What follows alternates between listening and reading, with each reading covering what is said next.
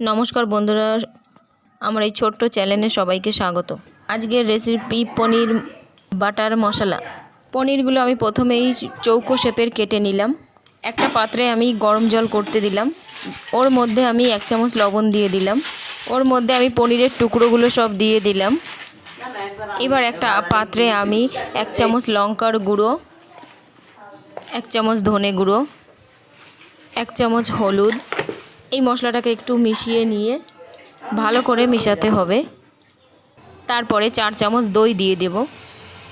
দইটা দিয়ে আমি আবারও ভালো করে মিলাতে থাকবো যত সময় না মশলাগুলো ভালো করে মিলে যায়।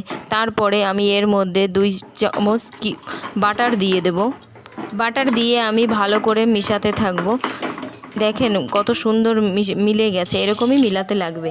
একটা কড়াই গরম করব। কড়াই গরম করে কড়াইয়ের মধ্যে 2টো তেজপাতা, 2টো শুকনো লঙ্কা দিয়ে তারপরে কিছুটা গরম মশলা দিয়ে আমি ওটাকে একটু ভালো করে তারপরে ওর মধ্যে আমি কিছুটা আদা, একটু কাঁচা লঙ্কা, তারপরে 7 থেকে 8 কোয়া রসুন, এগুলোকে একটু ভালো করে ফ্রাই করে তার ভিতরেই আমি পেঁয়াজ দিয়ে দেব। পেঁয়াজ দিয়ে গোল্ডেন ব্রাউন করে ভালো করে আমি ভেজে নেব। তারপরেই আমি ওর মধ্যে কাজু বাদাম দিয়ে দেব।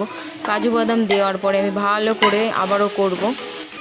এবার আমি যে পেস্টটা বানিয়ে রেখেছিলাম ওই পেস্টটাকে দিয়ে আমি ভালো করে সব মশলাকে একসঙ্গে আবারও ভালো করে কষাতে থাকবো। 2 মিনিট ভালো করে কষিয়ে নিয়ে তারপর আমি টমেটো দিয়ে দেবো। টমেটো দেওয়ার পরে টমেটোর জল আস্তে আস্তে ছাড়তে শুরু করবে, তখন আমি কিছুটা জল দিয়ে দেব, কারণ বাটির গায়ে যে মশলাটা লেগে রয়েছে ওটা ধুয়ে দিলেই হয়ে যাবে, বাস। এবার আমি মশলাটাকে কমসে কম 7 থেকে 8 মিনিট ভালো করে আমি ভেজে নেব। ভেজে আমি ওটাকে ভালো করে ঠান্ডা করে তারপরে আমি গ্রেটারে দিয়ে ভালো করে আমি মশলাটাকে পিষে নেব। ঠান্ডার সময়েই আমি ওর মধ্যে 1 চামচ লবণ দিয়ে দেবো। আমি আগে লবণটা দিইনি, কারণ এখন দেওয়ার জন্য। এবার আমি ভালো করে ওটাকে পিষে নেব। অন্যদিকে আমি কড়াইটা আবারও গরম করতে বসিয়ে দেব। কড়াইটা গরম হয়ে গেলে 2 চামচ ঘি দেব। 2 চামচ ঘি দিয়ে আমি ভালো করে আবারও কিছুটা পেঁয়াজ কুচি দিয়ে ভালো করে গোল্ডেন ব্রাউন করে আমি ভেজে নেব। তারপরে আমি ওর মধ্যে আদা কুচিও দেওয়া যায়, আমি আদা কুচি দিইনি, আপনারা চাইলে দিতে পারেন। তারপরে যে মশলাটা করে রেখেছিলাম ওই মশলাটা আমি দিয়ে দিলাম।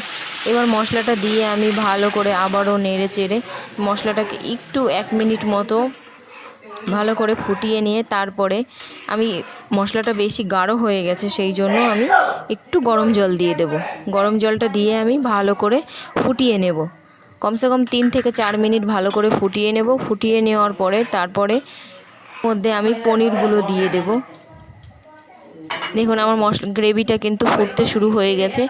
এবার আমি পনিরটা দিয়ে দেবো এর মধ্যে। পনিরটা দেওয়ার সময় একটু ভালো করে দিতে হবে, কারণ পনিরটা অনেক সফট হয়ে গেছে, নয়তো ভেঙে যাবে। ধীরে ধীরে দিতে হবে। পনিরটা দেওয়ার পরে আমি ধীরে ধীরে আবারও একটু নেড়ে দেব, যাতে মশলাটা পনিরের গায়ে পুরোটা ভালো করে লেগে যায়। যেমন সুন্দর দেখতে হবে সেমন খেতেও লাগবে। দেখুন এখনই দেখে মনে হচ্ছে কত সুন্দর। এবার পনিরটা দিয়ে আমি ভালো করে নেড়ে চেড়ে কমসে কম 10 মিনিট মতো ভালো করে ফুটিয়ে নেব। ফোটানো হয়ে গেলে ওর উপরে আমি কিছুটা মধু দিয়ে দেব। গ্রেভিটা যত ফুটবে তত ধীরে ধীরে গাঢ় হতে শুরু করবে, কারণ এখানে কাজু বাদাম আছে। কাজু বাদাম থাকলেই গ্রেভিটাকে আরও গাঢ় করে তোলে। মধুটা দেওয়ার পরে আমি আবারও কিছু সময় ভালো করে ওটাকে নেড়ে চেড়ে ভালো করে ফুটিয়ে নিতে হবে। যতটা মশলাটা ফুটবে ততটাই খেতে টেস্ট হবে। তারপরে আমি লাস্টে 4 চামচ ঘি এর মধ্যে অ্যাড করব। ঘিটা অ্যাড করার পরে আমি ভালো করে আবারও একটু নেড়ে দেবো, না হয়তো মশলাটা নিচেই লেগে যাবে, আর লেগে গেলে নিচে পোড়া একটা গন্ধ বলবে, খেতেও ভালো লাগবে না তখন। সেই কারণে বারবারই আমি নাড়ছি। ঘিটা দেওয়ার পরে থেকে দেখো কত সুন্দর লাগছে দেখতে, একদম সুন্দর হয়ে গেছে।